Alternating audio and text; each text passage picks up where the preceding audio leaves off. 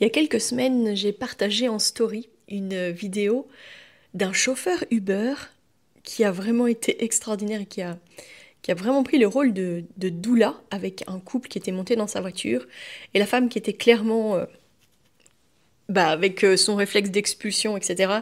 Le papa paniqué à l'arrière et lui qui était tout calme en mode respire maman, respire, ça va aller, ne t'inquiète pas. Vraiment tout calme, tout cool, j'ai envie de dire, et surtout pas du tout en panique avec l'idée que cette femme allait accoucher dans sa voiture, que il allait avoir certainement peut-être des dégâts dans sa voiture qui est son outil de travail, mais vraiment plus dans le allez, j'encourage cette femme parce que là elle en a besoin, elle est en train de paniquer et il va y avoir besoin d'aide. Alors j'ai envie de parler de ça parce qu'en fait du coup je vous ai proposé dans les petites stories que j'ai faites, ben, peut-être de vous faire du contenu sur qu'est-ce qu'on fait quand ça va vite comme ça. Parce que, en fait, c'est une réalité et je pense que c'est lié à tout un tas de résultantes de notre société qu'on arrive à ce genre de situation-là, mais je vais vous en parler du coup aujourd'hui. Bienvenue sur Sage-Femme Authentique, le podcast qui ouvre les portes de la connaissance et de l'empowerment en matière de naissance. Ensemble, nous allons explorer les vérités de l'enfantement, briser les mythes et les peurs sociétales et célébrer la physiologie innée des femmes et des bébés dans leur voyage vers la naissance. Au cœur de chaque épisode, je vous emmène à la découverte des pratiques authentiques des sages-femmes, loin des murs hospitaliers, que ce soit à domicile ou en maison de naissance.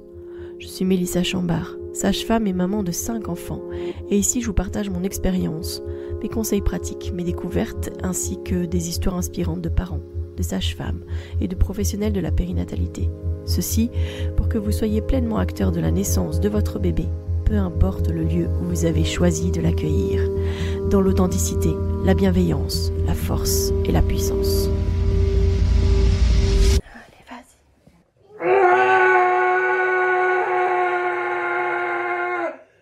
Avec les décisions qui ont été prises, notamment de fermer les centres de proximité, les petits hôpitaux, les petites maternités de proximité, en France notamment, mais du coup aussi aux États-Unis, au Canada, etc., dans les grands pays, etc. On se retrouve avec beaucoup de vidéos. Les Français filment pas trop, mais je sais que ça arrive quand même régulièrement et on voit après des articles de journaux, des articles de presse qui parlent de ces naissances dans les voitures. Mais le fait d'avoir décentré et retirer les services de proximité, les femmes sont amenées à devoir faire de plus en plus de kilomètres pour pouvoir aller accoucher. En France, les pouvoirs politiques, du coup, ont pensé à des aires d'accouchement, d'accord ? Parce que les gens pouvaient sortir, et du coup, c'était adapté, on pouvait se mettre là, et les secours qui allaient arriver savaient que vous êtes là pour une naissance. Au lieu de, justement, soutenir les services de proximité, ou même de soutenir les sages-femmes qui pratiquent les accouchements à domicile, pour que ce soit aussi une option valable en fait d'un soutien et d'une naissance en sécurité.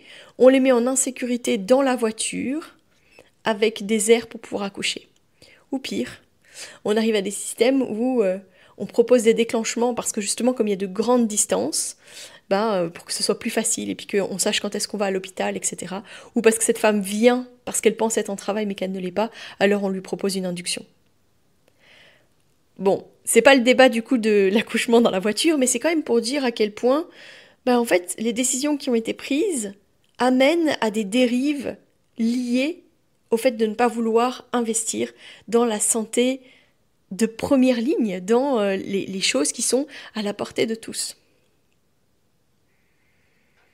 Ces naissances inattendues, ces bébés qui naissent dans les voitures, oui, parfois c'est parce que tout va très vite. Ok. Et j'aime rappeler qu'en général, quand ça va vite, c'est que tout va bien.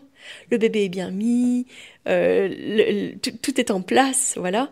Et que, en fait, la seule chose qu'il va falloir faire, c'est retirer la culotte, baisser le pantalon pour pouvoir accueillir le bébé, sinon ça va être quand même compliqué. Et puis, ensuite, mettre le bébé contre soi, le recouvrir, faire chauffer la voiture. Ça, c'est quand même, on va dire, le basique. Ce qui m'irrite au plus haut point quand je vois ces vidéos sur les réseaux sociaux, c'est que très souvent, c'est le papa qui filme alors qu'il est encore en train de conduire. Et ça, mais c'est une mise en danger tellement folle. Tout ça en plus pour faire quoi ? Pour faire le buzz sur les réseaux sociaux, etc.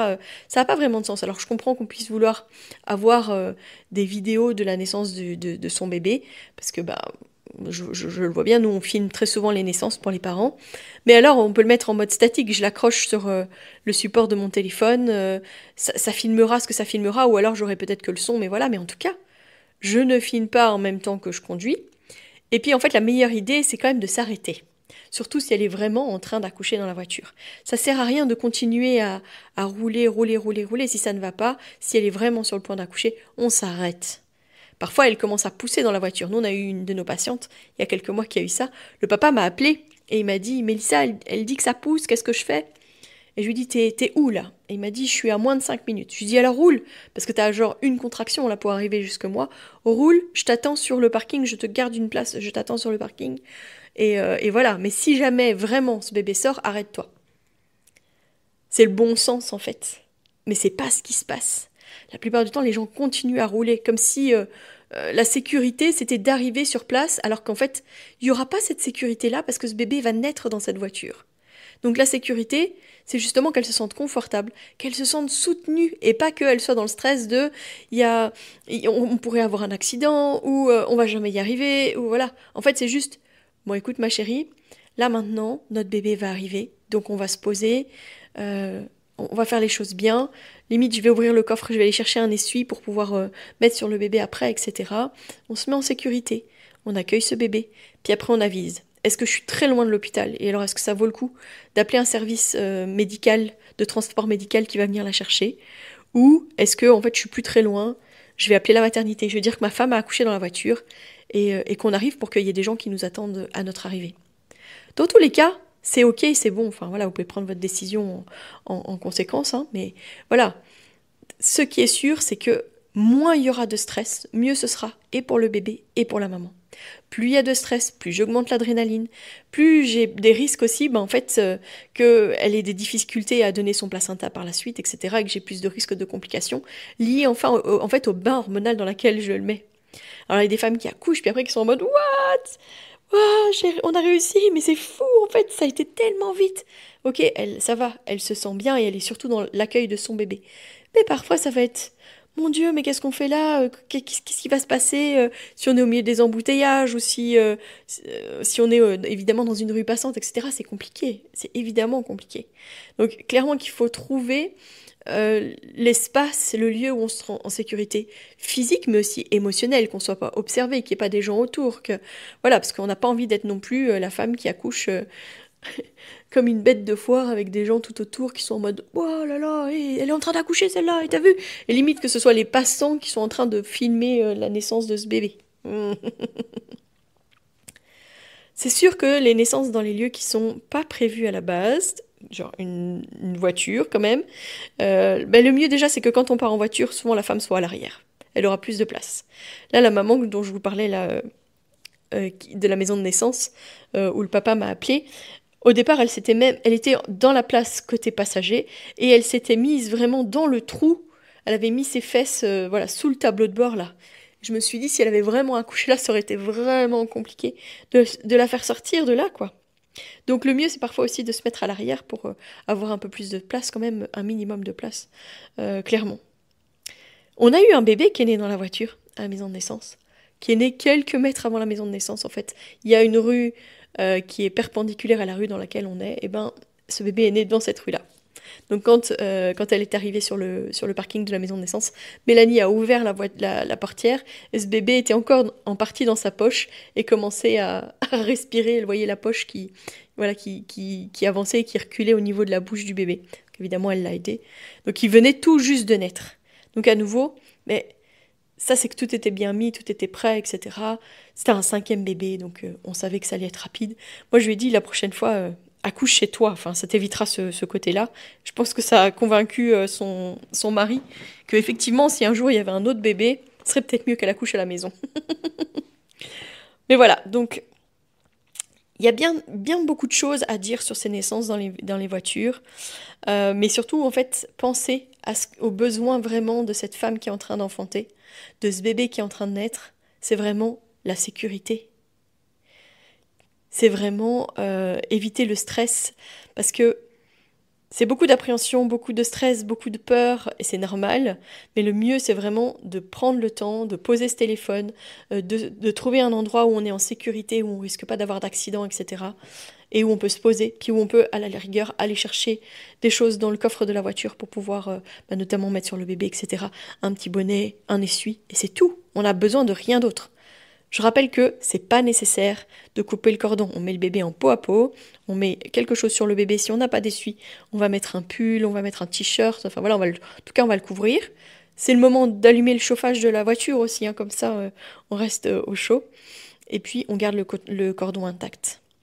Pas de panique là-dessus, parce que je me souviens, quand j'étais étudiante sage-femme, d'une femme qui a accouché dans la station de métro avec une de mes collègues étudiantes sage-femme, qui a eu le réflexe d'utiliser ses lacets de chaussures pour clamper le cordon.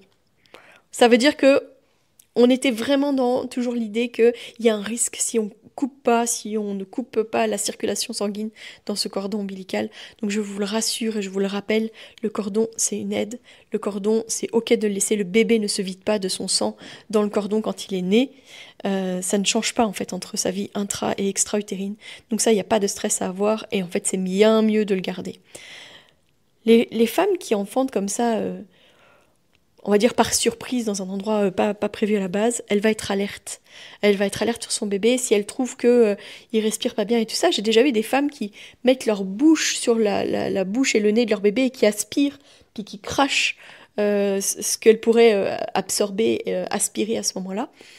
Donc, en fait, laissez part à votre instinct, j'ai envie de dire, parce que vraiment, la plupart du temps, les choses qui se font de manière instinctive sont tout à fait bonnes.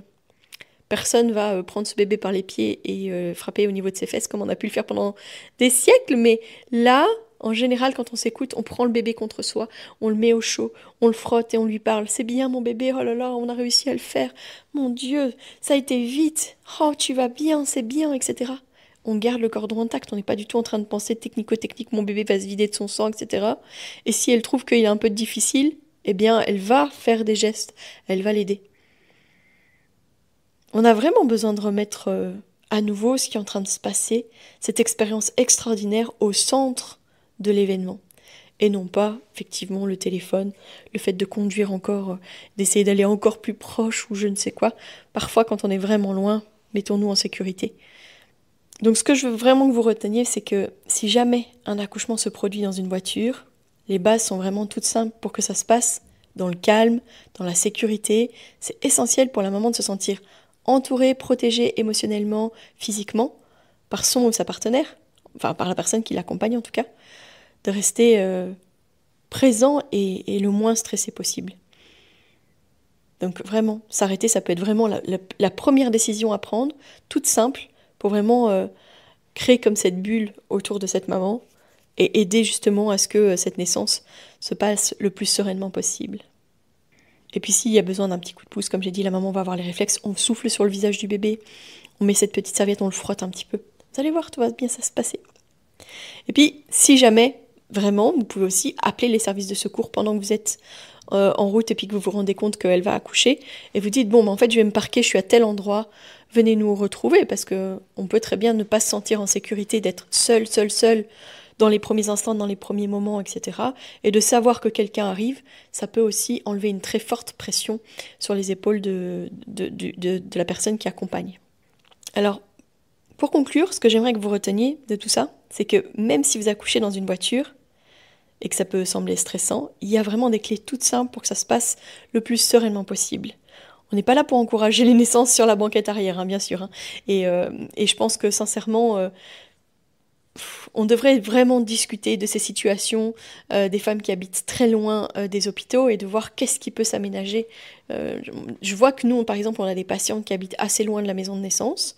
Eh bien, elles cherchent à être chez des proches qui habitent un petit peu plus près. Je dis pas qu'ils habitent juste à côté, hein, mais qui habitent un petit peu plus près de la maison de naissance. On a des personnes aussi qui ont loué des gîtes pour être tout près, qui se sont dit de toute façon, moi j'ai besoin de souffler, etc. Donc de me reposer, en fait on va se poser tout près, et puis on sera bien et ça sera ok. Mais en tout cas, même si ça arrive, rappelez-vous que le plus important, c'est de rester calme, de garder le bébé au chaud, de ne pas se précipiter, et de se rappeler que vous avez le droit de vous arrêter. Que c'est vraiment la première chose à faire. J'aimerais bien que chaque femme, chaque couple en fait, sache que même dans ces situations-là, on peut créer sa propre bulle. Même dans une voiture. Et surtout qu'ils se sentent pas jugés pour l'improvisation, etc. Et puis peut-être qu'il y a des choses qui seront pas propres comme ce qu'on a l'habitude de voir dans les hôpitaux, etc. C'est pas grave.